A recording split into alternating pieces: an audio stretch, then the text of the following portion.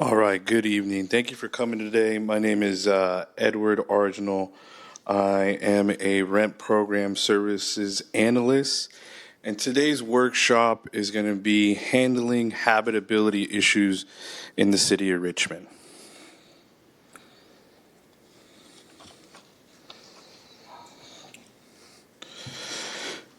In this presentation, we'll do a quick overview of the Richmond Rent Ordinance. Second, I will go over the key habitability laws, policies, and procedures. I will explain how these laws create rules and mechanisms to compare repairs. I will go into detail about the tenant petition, which is the Richmond Rent Program's process to order the rent reduced on rent-controlled units until the repairs are made. Next, I will discuss the connections between breaking the lease and habitability problems. Fourth, I'll explain how habitability issues might affect the landlord's ability to raise rent. Fifth, I will explain the relocation ordinance. Then I will examine Richmond's eviction protections and the connection between evictions and habitability issues. Finally, because it directly relates to fixing habitability issues, I will go over the rules regarding landlord entry into the unit. By the end of this presentation, you should know the rights and regulations regarding habitability complaints. And if you're a tenant with habitability issues, then you should know what actions you can take to correct them.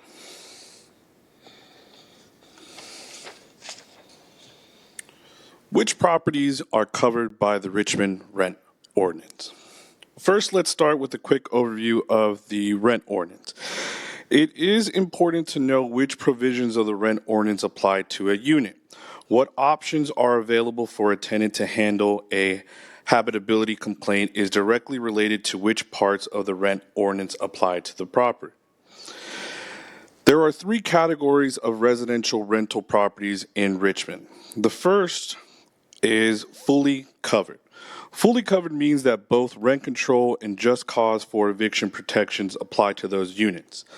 Most multi-unit properties are fully covered. Rent control means that the rent ordinance and the rent board regulate the amount of rent that can be charged. Rent control empowers the rent program to order changes to the rent and offers to both tenants and landlords reasons for which they may request through our program a change in the amount of rent collected. The second type of property is partially covered.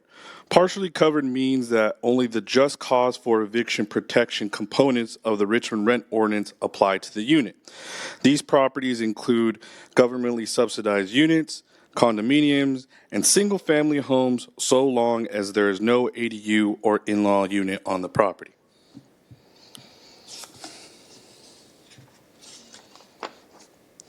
The third type of property is fully exempt from all provisions of the rent ordinance. Fully exempt means that those units are not subject to either rent control or just cause for eviction protections.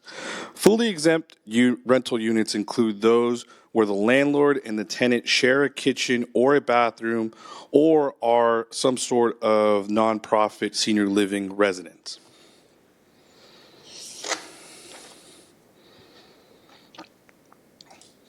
The maximum allowable rent. As I stated before, for fully covered or rent-controlled units, the Richmond Rent Ordinance and the Rent Board regulate the amount of rent that can be collected.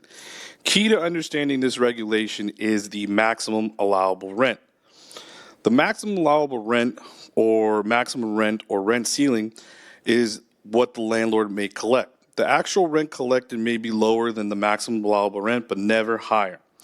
The MAR is equal to the base rent, or the rent at the beginning of the tenancy, plus the sum of all the annual general adjustments, or allowable rent increases, plus any individual rent adjustments. When it comes to habitability issues, the tenant may request through the rent program's petition process to lower either the actual rent or the MAR.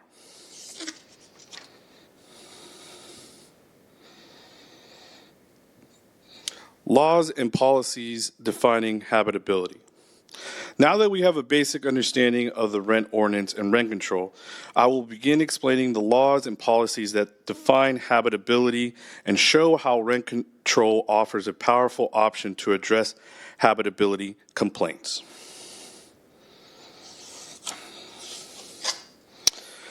The implied warranty of habitability. Critical to understanding habitability issues in rental properties is to understand the implied warranty of habitability. The implied warranty of habitability means that the act of a landlord offering a unit for rent implies, even if it's not stated in the lease, the landlord is offering a habitable unit that meets basic health and safety standards. These basic standards are defined through several California laws and California Supreme Court rulings.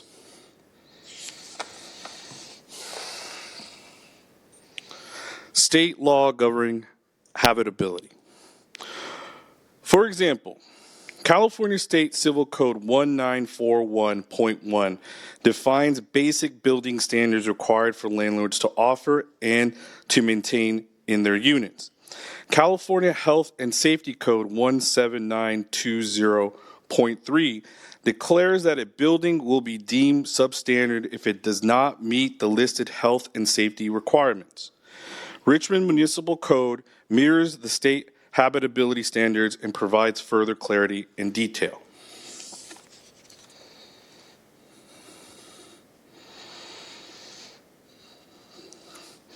Let's take a quick look at some of the details in common habitability complaints specifically enumerated in these laws.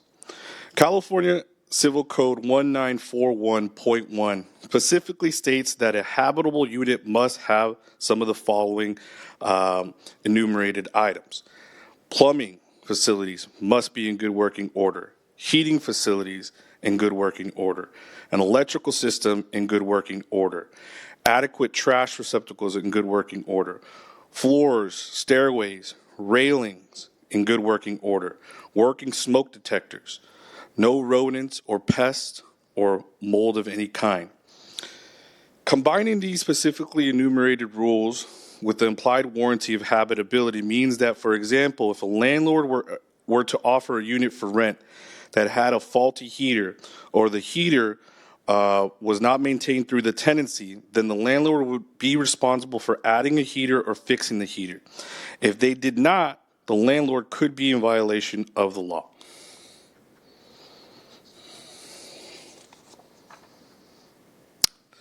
Tenants' responsibilities, Civil Code Section 1941.2. It must also not be ignored that the tenant is required by law, specifically California Civil Code 1941.2, to take reasonable care of the rented property in common areas. This means the tenant must keep the rental unit in good condition. Any damage caused by the tenant or by the tenant's guests, children, or pets would become the responsibility of the tenant. For example, a tenant may not change the locks of a door without permission from the landlord, as they may be considered, or it may be considered the removal or alteration of part of the landlord's property. If also another example, if the tenant's child flushes a sock down the toilet or a toy and causes the damage to that plumbing fixture, they are responsible.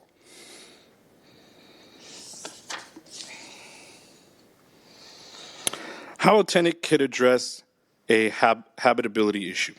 Now that we understand the definition of habitability issues, next I will look at how a tenant can address some of those issues. Steps for addressing habitability problems. There are 4 key steps that a tenant could take to address habitability problems. First, educate yourself. I recommend a tenant to educate themselves on their rights and responsibilities.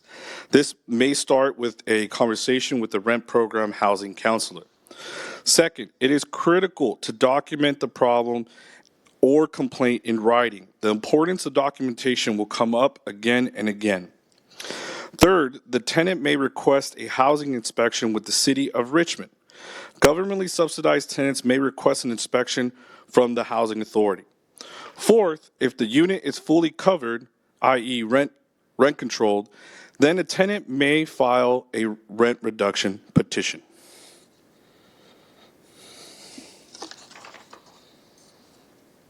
Tips for documenting habitability problems. Documenting the issues is of critical importance for two reasons. First, a landlord may not be held liable if they were not informed of the issue. Documenting the issue in writing proves that the tenant informed the landlord. Second, if the issue escalates to a court or a petition, then the documentation can serve as evidence. Here are some of the tips on documenting habitability problems. Tip number 1, tenants are encouraged to write letters or emails of habitability complaints to the landlord. Emails are particularly effective because they are easy to find and are date stamped. Photos and videos are also effective means to document the problem. Tip number 2, keep copies of your own records. Tip number 3, if you're engaged in verbal communication, it is recommended that you summarize the conversations in writing. You can give a copy to the landlord to avoid unnecessary disputes or misunderstandings. Tip number 4, if a landlord is not responsible or responsive to legitimate complaints, the tenant may consider documenting the habitability problem through an inspection with the City of Richmond. Tip number 5, dates are important. Think of it as a story. Using a chronological approach to memorialize the problems is important in framing the narrative. Tip number 6, the case may go to a rent board hearing or court. Be mindful that anything you write may become part of a court action where you would be required to appear before a judge to explain the complaint. You may hurt your credibility if your letter or email appears unreasonable or abusive in tone.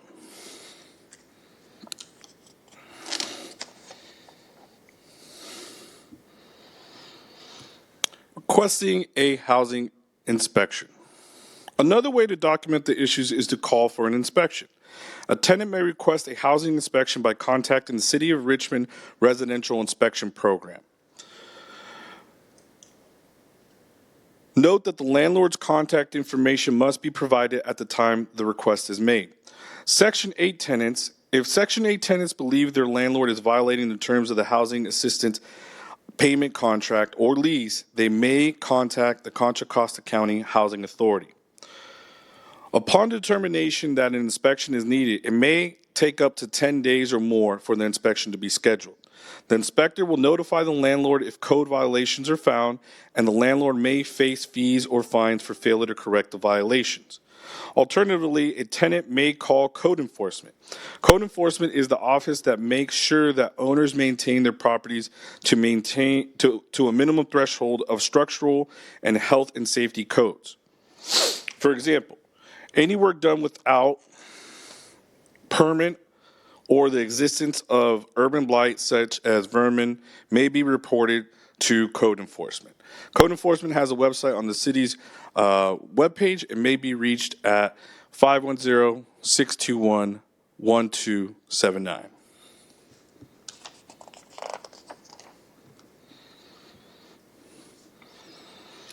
Tenants petition to reduce the rent. When a habitability issue exists, it may affect the ability of the landlords to raise the rent. Criteria for filing a petition to reduce rent due to habitability problems. A tenant can petition to reduce their rent if the following criteria is met. Number 1, tenant resides in a fully covered rental unit where both rent control and eviction protections apply. Number 2, there is a decrease in habitability or reduction in space and services. Number 3, the landlord has been informed about the problems. Remember the importance of documentation. Tenants who live in partially covered or fully exempt properties cannot file petitions to reduce the rent because the properties are not regulated or controlled by the rent board.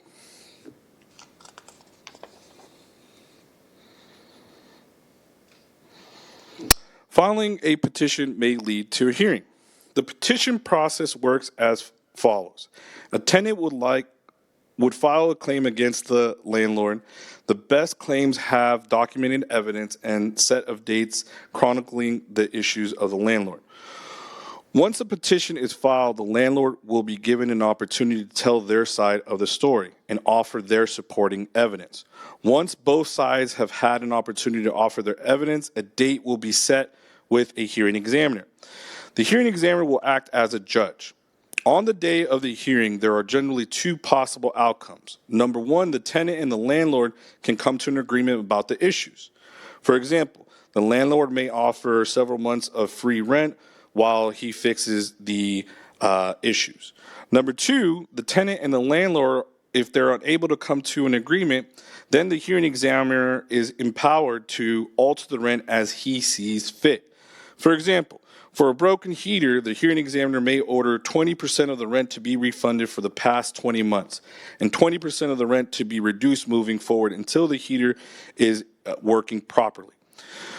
With no reached settlement agreement, the rent ordinance empowers the hearing examiner to decide to change the rent. He would do so by applying the law, assessing the evidence, and listening to the tenant and landlord.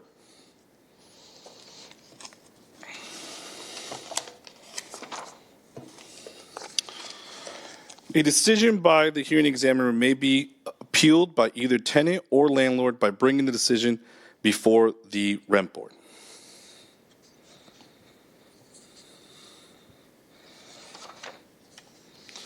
Limitations on a landlord's ability to raise or collect rent because of habitability issues.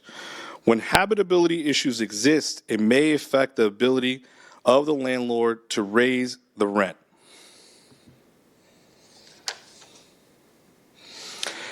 Habitability problems may lead to the landlord being unable to raise the rent. In rent-controlled units, the rent ordinance further regulates habitability issues by creating consequences for unabated habitability issues. For example, the hearing examiner may order a denial of the landlord's annual general adjustments. Or if a unit is vacated because of a habitability issue, then the rent board may consider that vacancy as non-voluntary. A non-voluntary vacancy remains under rent control, meaning that even though the tenants left the unit, the rent-controlled rent levels could remain in effect and transfer to the next tenant.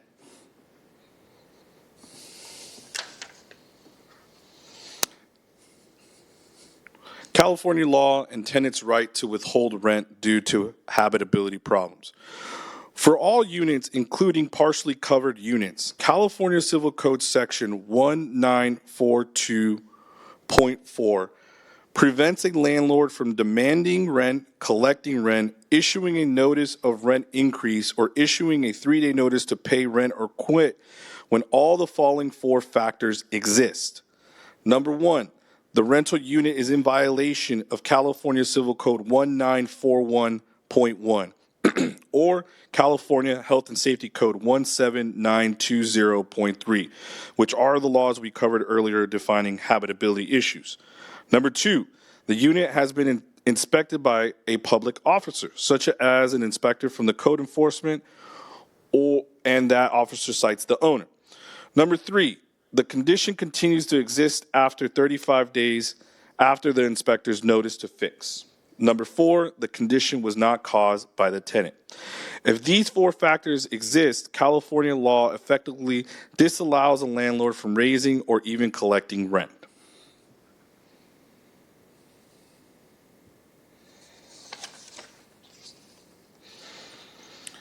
Breach of the lease agreement. If the habitability issues are too severe, or after all the tenant's efforts, the landlord continues not to properly abate the issue, then the tenant may feel they have no choice but to break the lease. I will now cover the rules and laws regarding breaking the leases.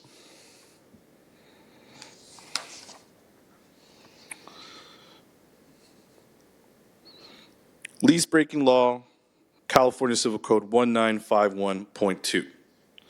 Generally speaking, if a tenant breaks a lease, they are liable for unpaid rent for the remainder of the term of the lease, so long as the landlord fulfills certain responsibilities. For a landlord to make the claim for the unpaid rent, the landlord must first make reasonable effort to re-rent the unit. If the landlord can show reasonable effort to re-rent the unit, then the rent may be argued to be owed by the tenant. For tenants considering this option, please consult with an attorney first before breaking the lease or withholding rent.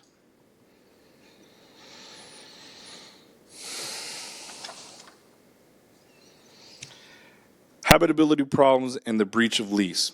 On the other hand, if a tenant vacates a rental unit due to habitability problems, the law may allow them to end their tenancy without giving 30 days written notice.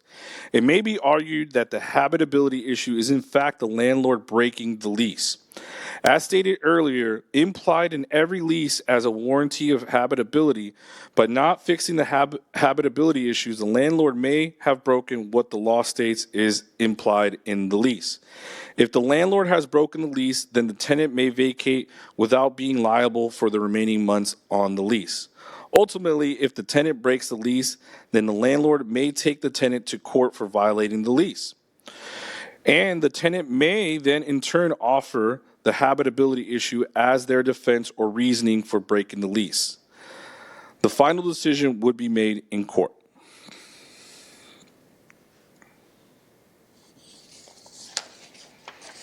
Relocation payments. When a tenant leaves a unit due to habitability issues, they may be entitled to payments for relocation.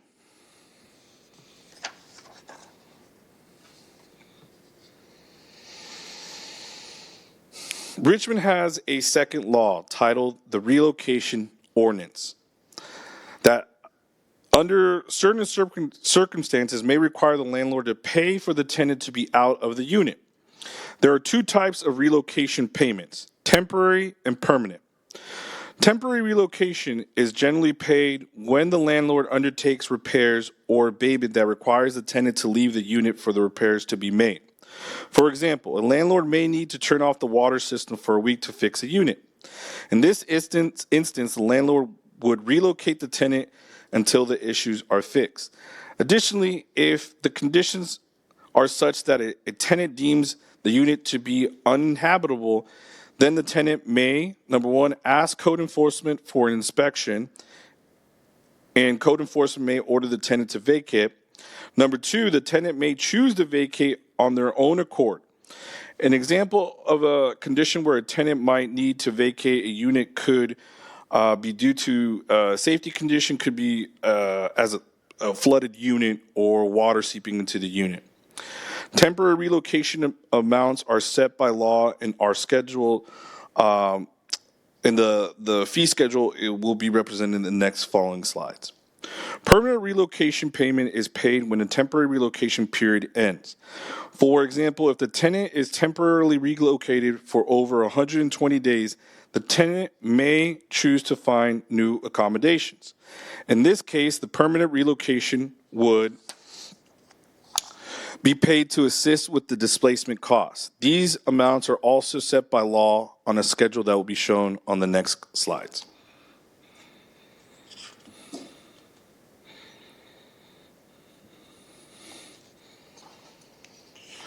These are the temporary relocations for 2025.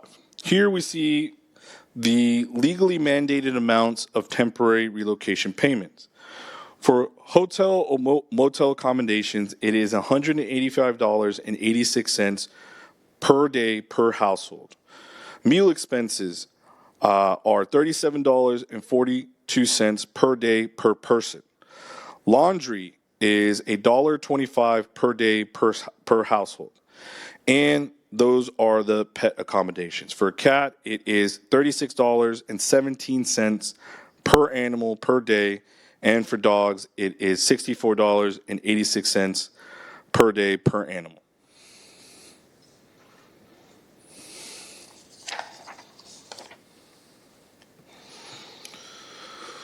There are two types of permanent relocation payments, and which amount may be required would depend on the circumstances of the situation.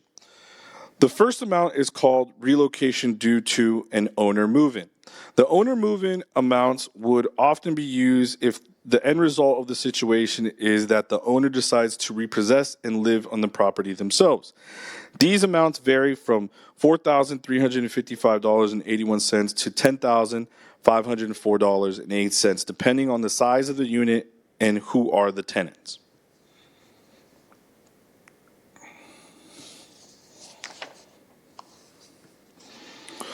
Finally shown here are the amounts of permanent relocation that would be required if there is an order from a governmental agency, such as code enforcement, to vacate the unit.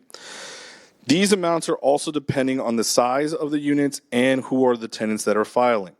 When relocation is required and how much relocation required is not always straightforward. If you have any questions, please contact the rental program or an attorney. Evictions. A landlord's ability to evict a tenant can also be tied to habitability issues. First, I will begin by going over the Richmond's just cause for eviction protections, and then I will explain how habitability complaints might affect the eviction process.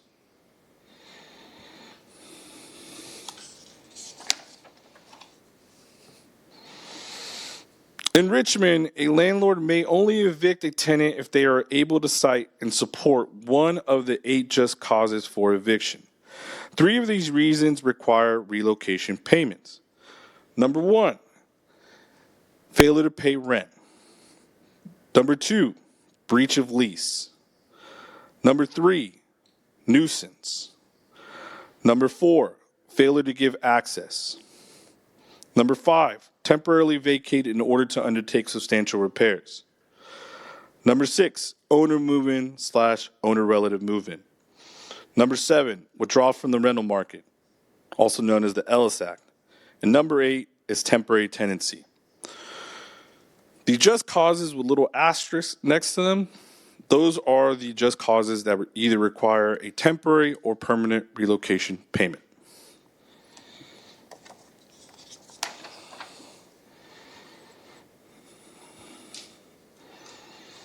Nuisance. The first connection between evictions and habitability issues is nuisance. Nuisance is a just cause and therefore a reason that a landlord may undertake an eviction. Part of the definition of a nuisance is that a tenant is engaging in behavior that might affect the health, safety, and habitability of their unit or their neighbors. For example, smoking is banned in most rental units in Richmond.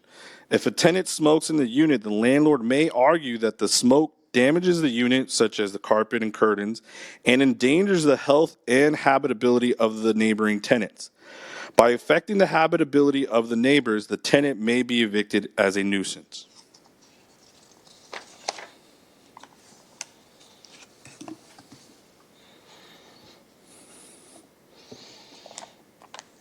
Written warning notice requirements. It is important to note that if a landlord attempts to undertake this nuisance just cause or breach of lease or failure to give access evictions, then a landlord must issue 2 written warning notices. The first notice is a notice to cease. In this notice, the landlord should describe the behavior and what the tenant can do to fix the issues. The second notice is a notice to cease or quit. This is a termination of tenancy notice. It should also describe the behavior and how the tenant can fix the issue, but it also states that if the tenant is unwilling to change the behavior, then the landlord may use the notice to initiate the eviction proceeding.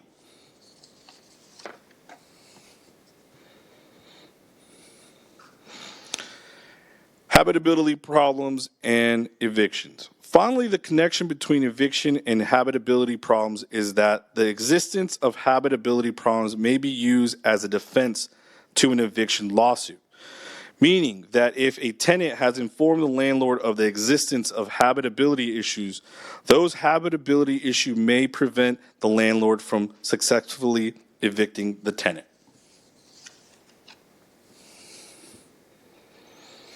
Landlord entry to make repairs. Finally, since we are discussing habitability issues, I will explain the rules regarding landlord entry into the unit to fix those repairs.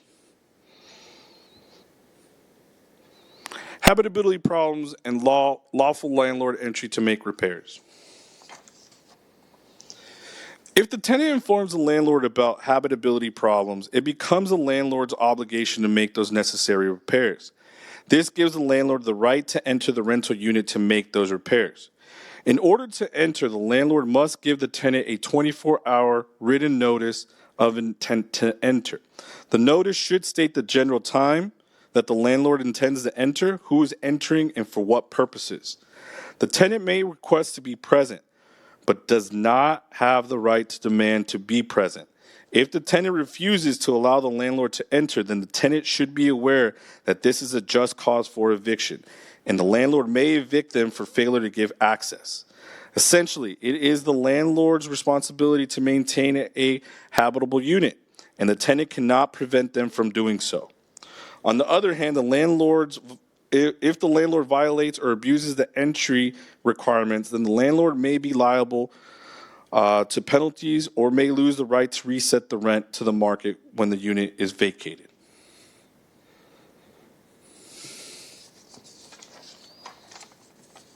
Landlord entry under California Civil Code 1954. California Civil Code 1954 is a law that regulates landlord entry. In addition to allowing the landlord to enter for requested or required repairs, the landlord may also enter for the following reasons. In case of emergency, such as a flood, when the tenant has abandoned or surrendered the premises, pursuant to a court order, to check water submetering, to show the property to potential buyers, and to maintain smoke detectors and balconies.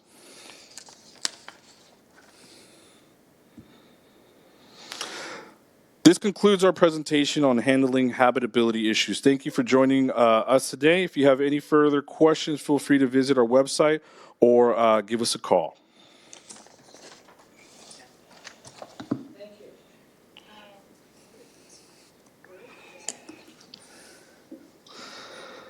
So right now we're going to have a little bit of a Q&A regarding the presentation. If you have unit-specific questions or anything that you want to get more information on, I suggest giving our office a call, scheduling an appointment with a housing counselor, and we'll be happy to discuss some of those things with you. Yeah. Oh, do you have a question? Okay. Whoever first. Okay, I'll come over here. Well, we can all hear each other. But for Use it. We can't talk. People say that all the time. It's not true. A lot of us have grown hard of hearing. and we're also recording this workshop, so in order for the recording to catch everything, we need the mics. Yeah. Well, I just want to make a comment. And the comment I want to make is it's really important that landlords and tenants both write down everything that goes down, even the simplest things, the dates and the times, because if this comes to litigation, it's evidence that counts. It isn't what people think, or this is about the law, and this is about presenting evidence to back your case.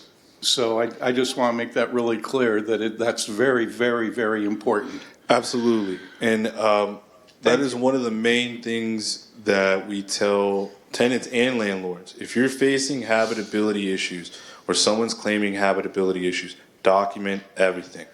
In case there's a petition, in case certain situations go to court, you have evidence, you have chronological evidence to support your claims.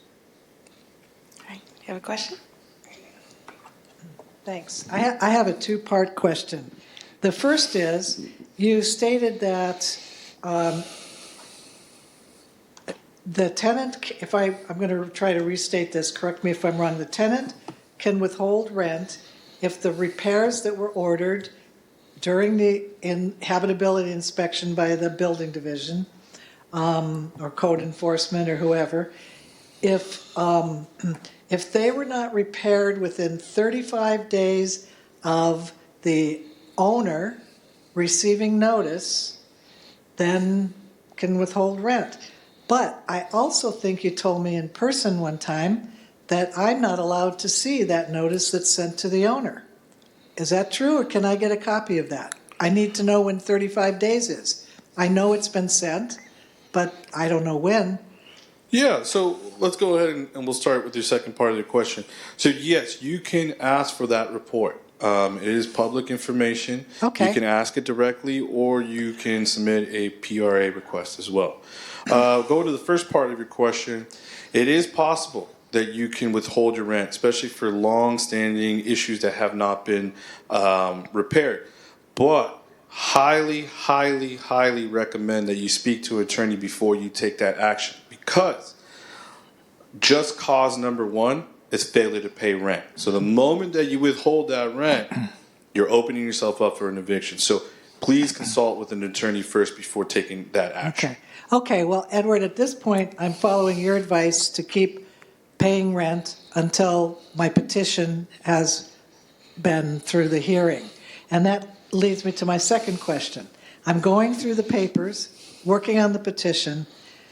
Am I supposed to come up with a percent of rent I want withheld? Like, okay, I've lived 33 years with no heater. I realize this goes back 3 years. I've lived 3 years with no heater.